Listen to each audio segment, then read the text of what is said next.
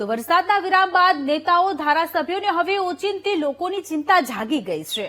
સુરેન્દ્રનગર જિલ્લાના ખેડૂતોના હાલચાલ પૂછવા સ્થાનિક ધારાસભ્ય દોડી ગયા। દશેરાના ધારાસભ્ય પીકે પરમારે જિલ્લાના ખેડૂતો સાથે મુલાકાત કરી। ખેતરોમાં કેટલું પાણી ભરાયું, કેટલો પાક ધોવાયો તે અંગે ખેતરમાં જઈને સમીક્ષા કરી। આ દરમિયાન ખેડૂતો પણ સાથે જ રહ્યા અને પોતાના ખેતરમાં ઉભા પાકને થયેલા નુકસાન અંગે ખેડૂતોએ ધારાસભ્યને ચિતાર આપ્યો। આ દરમિયાન ખેડૂતોએ પોતાના નુકસાન અંગે વાત કરી અને સરકાર સર્વે કરાવીને તાત્કાલિક વળતર આપે તેવી ધારાસભ્ય પાસે રજૂઆત કરી। એક બાજુ પૂર જેવી પરિસ્થિતિનો સામનો સમગ્ર ગુજરાતના મોટાભાગના જિલ્લાઓમાં લોકોએ કરી છે। સુરેન્દ્રનગરમાં પણ એ જ પ્રકારની પરિસ્થિતિ હતી। ખેડૂતો અત્યારે ઘણી મુશ્કેલીમાં છે, પરંતુ રહી રહીને હવે સ્થાનિક ધારાસભ્ય સુરેન્દ્રનગરના દશેરાના ધારાસભ્ય પીકે પરમાર કે જેઓ ખેડૂતોની સાથે અત્યારે મુલાકાત કરવા માટે પહોંચ્યા છે।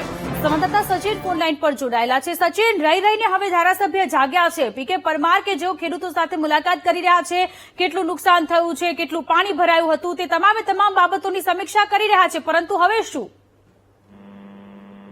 જો વાત કરવામાં આવે તો અત્યારે સિયાણી ભોગાવા નદીમાં કોઝવેનું કામ શરૂ છે। છેલ્લા 8 દિવસથી કોઝવે બંધ હતો, તેને લઈને ધારાસભ્ય પીકે પરમારે મુલાકાત કરી હતી અને પીકે પરમારની મુલાકાત લઈને ખેડૂતો અત્યારે રોષે ભરાયા હતા અને પીકે પરમારને રજૂઆત કરી હતી કે અમારા ખેતરનું ધોવાણ થઈ ગયું છે, તે બાબત આપ રજૂઆત કરો। એટલે પીકે પરમારે ખેડૂતોની રજૂઆત સાંભળી હતી અને હાલ પીકે પરમાર ખેડૂતોની રજૂઆત સાંભળી અને ઉપર લેવલ સુધી તેમની રજૂઆત પહોંચાડવાની ખાતરી આપી।